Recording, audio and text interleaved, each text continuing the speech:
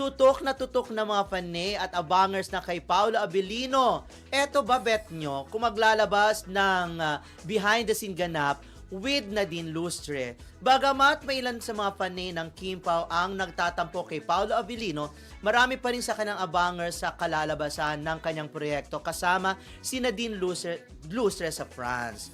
Abangers din kasi sila kung magiging bukas ba si Paolo sa pagbahagi o pagbabahagi ng behind the scenes photos kasama si Nadine o kung pipiliin mo niyang panatilihing pribado ang kanilang trabaho. Lumabas ang mga reaksyong ito kasunod ng ilang komento ng netizens na nagsasabing dapat umano'y manatiling loyal si Paolo sa kanyang ka-love team na si Kim Chiu. Para sa ilang fans, matagal nang naitatag ang tambalang Kim Pao kaya natural lang na maging sensitibo sila sa mga bagong proyekto ng aktor. Samantala, habang abala si Paul sa kanyang trabaho sa France, tuloy-tuloy rin ang pagiging busy ni Kim sa iba't ibang shooting commitments. Ay, para naman si Audrey Hepburn. Ganda ni Kim, ano? Si Kim ang klase ng baba. Ay, ang ganda. Parang mas kamukha siya ni Audrey Hepburn. Si Kim ang isang klase ng babae na mas maganda siya sa original na ganyan kaysa ginagawan siya ng AI. Ang ganda kasi ng mukha ni Kim eh. Wala na talagang babaguhin pa dito sa kay Chinita Princess. Kaya naman itong si Paolo, for sure, nako, inaatake na to ng homesick dahil hindi niya kasama si Kim. Di ba nakakalungkot na nagja-jogging itong si Paolo na hindi niya kasama at nakakalungkot din na posibleng magkaroon ng kulani. Sa kilikili si Paolo dahil ganyan, di ba? Naku, nakakangalay kaya yan.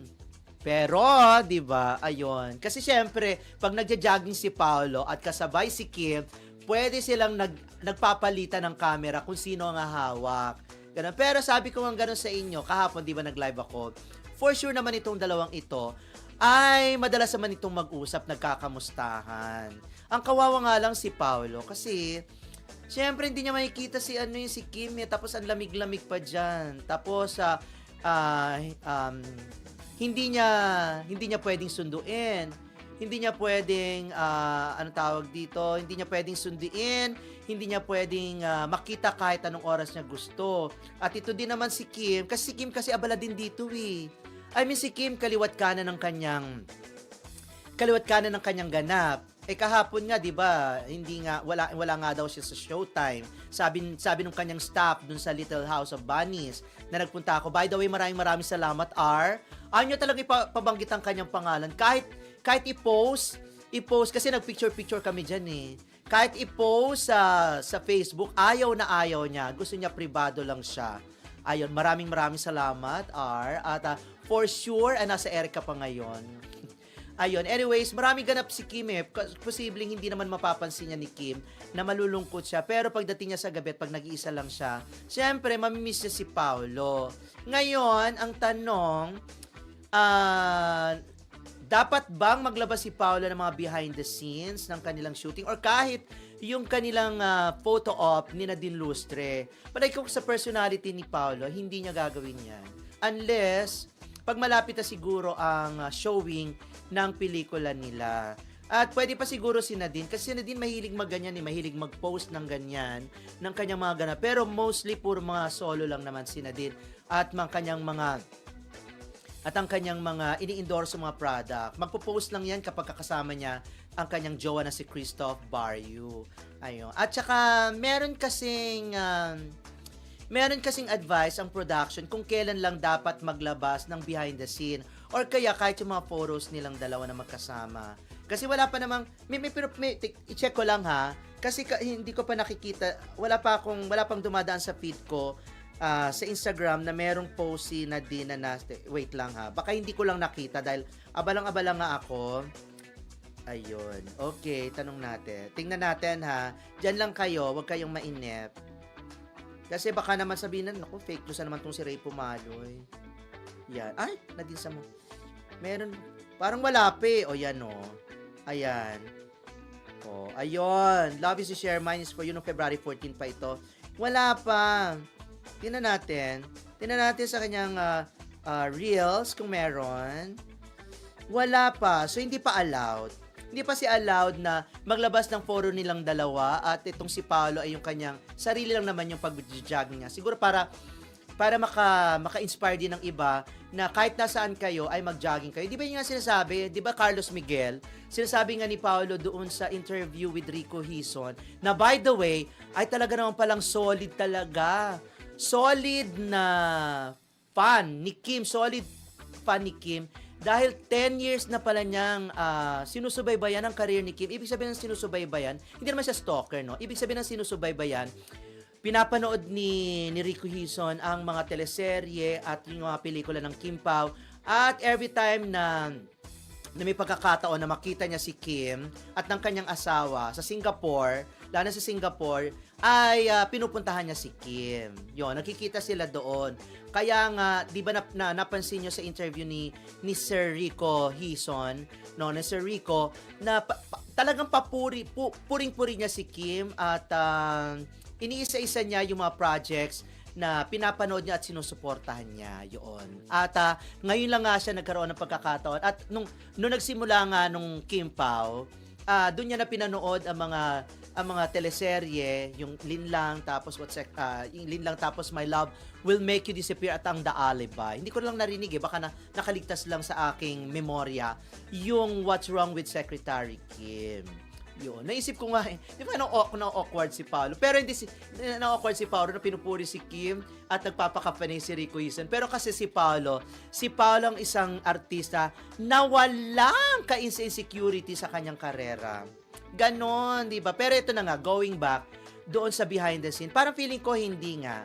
At pwede rin siguro respeto rin niya sa Kim Paulandia at sa mga sumusuporta sa kanila na hindi niya gagawin yan unless nire-require sila ng production and unless nasa promo period na sila. Ito nga naisip ko lang nga ngayon habang binabasa ko yan, habang pinabalita ko yung tungkol dyan, ano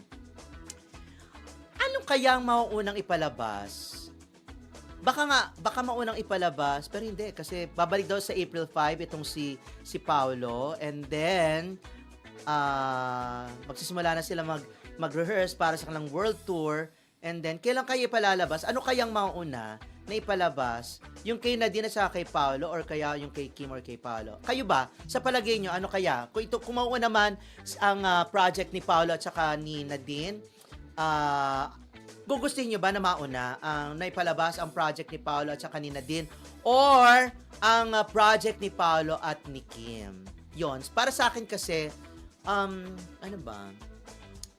Medyo torn ako dyan Pero kasi as much possible, dahil gusto ko talagang masundan pa rin yung world tour ng isa pang project ng dalawa. Kaya para feeling ko, mas gusto kong mapanood muna yung dalawa kasi mas na-excite akong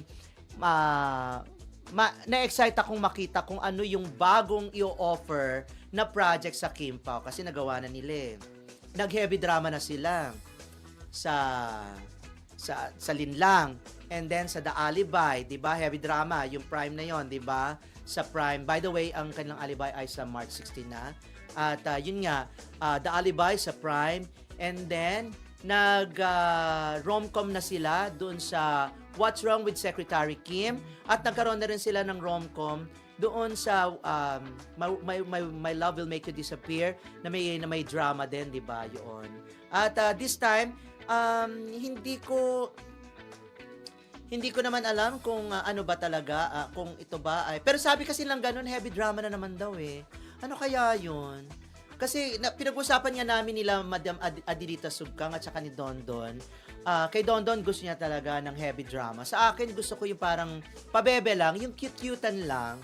Kasi nakukita na ako kapag hinaharot-harot, kapag tinutokso-tukso ni Kim, si Paolo, tapos kapag si Paolo naman yung umaatake, si Kim na yung parang paatras naman siya. Yung ganun lang naman. Pero kung ano man ang project na gagawin nitong Kim Paulandia, I'm sure matutuwa ang mga tagahangil, ang mga solid nila, lalo na yung mga nasa abroad. Kasi wala naman silang ibang gustong panoorin palagi at paulit-ulit na pinapanood gaya niyan si Malu ng Japan ay ang teleserye, yung The Alibi sa Prime Video. yung mga project yung mga ginawang project na magkasama ang Kim Pao. Yun. At nakaka-excite ang The Alibi dahil yung mga hindi daw lumabas ng mga eksena sa Prime ay yun daw ang ilalagay. Idudugtong, idadagdag at kung saan dyan sa National TV, dyan sa ipalalabas na yan sa National TV. Ayoko nang banggitin ko ano yung mga platform na ipalalabas yan kasi alam nyo naman, cannot be. Pero alam nyo na yon, hindi ko naman dapat sabihin pa. Yung abangan na lang natin ngayon kung kung ano pa ang gagawin ng Kim Paulandia. Kim Paulandia ng Kim Pao. Abangan na lang natin. Pero ako gusto ko talaga, sana itong si Kim, magkaroon siya talaga ng concert, dance concert. Ewan ko ba? Kasi para sa akin, doon lang talaga ilalabas ni Kim yung kanyang kakayanang solo ng mahabaan. Yung kanyang husay sa pagsasayaw at husay sa performance, sa pagiging entertainer diyan sa dance concert na yan. Yung mga mayayaman nga dyan, kayo na nga mag-produce. Kasi sabi ko nga kung ako talaga ay merong bilyong pera, why not? Kahit pa mga 100 million pa yan or kaya mga, wag na masyadong 100 million. Kahit mga 50 million pa yan, isusugal ko yan. O sabihin natin mga 30 million. Masyal pa rin paikli, no? Bilang ako'y matipid, mga ganon, isusugal ko yan. At sigurado akong hindi ako mabibigo. Pero for the meantime alagaan nyo muna ang Kim Pao. At alagaan nyo muna si Paolo. Huwag nyo naman siyang bakbakan. Huwag nyo naman laitin tungkol sa loyalty. Kasi trabaho lang naman yan. Trabaho lang yan na yan ay prior commitment. Hindi naman nyo dapat tingnan niya ng negatibo. Kasi hindi naman forever. Dapat yung Kim Pao lang ang magkasama sa pelikula. Diba? Kasi meron din naman ibang mga casual viewers na gusto rin naman makita na ibang putahe naman ang ihahain sa kanila, mga ganun. Maraming fans ngayon ng abangers sa BTS, behind the scenes, ganap ni na Paolo Avellino at Nadine Lustre. Bakit abangers ang fans? May balita na magkasama sila sa isang proyekto na kinukunan sa Paris, France. Nasa location shoot sila roon ng halos 1 buwan, kaya inaabangan ng fans kung may lalabas na behind-the-scenes videos o photos nila habang ginagawa ang movie. Kumalat na rin online ang ilang larawan nila sa Paris, kaya lalo pang na-curious ang netizens at fandoms. May halo ring fan reactions. May mga excited makita ang bagong tandem ni na Paolo at Nadine. Pero may ibang fans ng love team ni na Paolo at Kim Chi, Kim Pao, na medyo na-shock o nalungkot dahil hindi sila sanay na ibang leading lady ang partner niya. Kaya ang peg niya yon ng fans, naghihintay ng BTS clips, mga behind-the-scene photos sa Paris at kung may teaser ng movie nilang dalawa. In short, legit na may project sila, kaya natural na maraming fans ang nakaabang kung may lalabas na BTS ganap ng Paolo Nadine tandem. Sa totoo lang, normal lang ang ganitong balita sa showbiz. Heto ang masasabi ko tungkol dito. 1. Trabaho lang talaga ito ng mga artista. Nakitaan sina Paolo Avellino at Nadine Lustre sa Paris dahil may ginagawa silang movie project doon. Hindi ito tungkol sa relasyon, kundi work collaboration lang. Pareho rin silang may sariling buhay. Si Nadine ay may partner na si Christophe Barrio. Si Paolo naman ay inuugnay kay Kim Chi. 2. Natural lang ang reaction ng fans. May ilang fans ng Kim Pao, Kim Chi plus Paolo Avellino na nalungkot o nagulat dahil sanay sila na silang dalawa lang ang magkasama sa projects. Pero sa acting industry, hindi naman exclusive ang love teams. Kailangan talaga ng mga artista na magtrabaho rin kasama ang ibang actors para sa iba't ibang proyekto. 3. Posibleng magandang kolaborasyon ito. Kung tutusin, interesting ang tandem ni na Paolo at Nadine dahil parehong award-winning actors, pareho ring kilala sa serious acting roles. Kaya maraming fans din ang excited makita kung anong chemistry nila sa pelikula. Sa opinyon ko, hindi ito dapat gawing issue.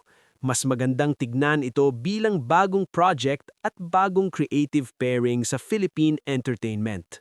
Narito ang mahaba at mas malalim na reaksyon tungkol sa balitang inaabangan ng fans ang BTS ni na Paolo Avellino at Nadine Lustre. 1. Natural lang na maging excited ang fans. Sa showbiz, kapag may bagong pairing ng dalawang sikat na artista, automatic na nagiging usap-usap ito. Parehong malakas ang fanbase ni na Paolo at Nadine kaya hindi nakakatapa na maraming abangers sa BTS nila sa Paris. Kapag may BTS kasi, doon nakikita ng fans ang natural na interaction ng mga artista, kung may chemistry ba sila off-cam, at kung gaano ka-fun ang paggawa ng project. Para sa fans, parang sneak peek ito ng totoong samahan nila habang ginagawa ang project. 2. Nagiging sensitive lang dahil sa love team culture. Sa Pilipinas, malakas ang love team culture. Halimbawa, maraming fans na sanay nakita si Paolo na nakapartner si Kim Chi. Kaya nung lumabas ang balitang may project siya kasama si Nadine, may ilang fans na nagulat, nalungkot o naging protective sa love team na gusto nila. Pero kung titignan sa mas malawak na perspective, normal lang ito sa acting industry. Hindi naman pwedeng iisa lang ang partner ng isang artista sa lahat ng projects. 3. Actually, magandang development ito sa acting careers nila. Kung susuriin, interesting ang tandem ni na Paolo at Nadine dahil Paolo Avellino, kilala sa intense at dramatic roles, malakas sa serious acting. Nadine Lustre, versatile actress, may strong personality at unique screen presence. Kapag pinagsama ang dalawang klase ng artistang ito, may potensyal na magkaroon ng ibang klase ng chemistry na hindi pa nakikita ng audience. 4. Posibleng makabuti rin ito sa industriya. Minsan kasi sa Philippine entertainment, napipigilan ng creativity dahil sa sobrang focus sa love teams. Kapag nagkakaroon ng bagong combinations ng actors, nagiging fresh ang storytelling, nagkakaroon ng bagong dynamics sa screen at nabibigyan ng pagkakataon ng actors na pakita ang ibang side ng acting nila. Sa ganitong paraan, mas nagiging exciting ang local film at TV industry. 5. Social media ang nagpapalaki ng issue.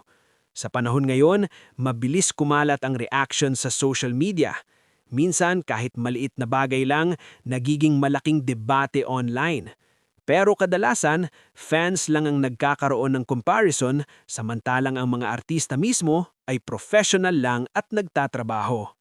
Ang balitang inaabangan ng BTS ni na Paolo Avellino at Nadine Lustre ay normal na excitement ng fans. Sa halip na gawing issue kung sino ang partner ng artista, mas magandang tignan ito bilang opportunity para makakita ng bagong chemistry at bagong klase ng storytelling sa Philippine showbiz. Marami pang pwedeng idagdag na mas malalim na insight tungkol sa balitang inaabangan ng fans ang BTS ni na Paolo Avellino at Nadine Lustre.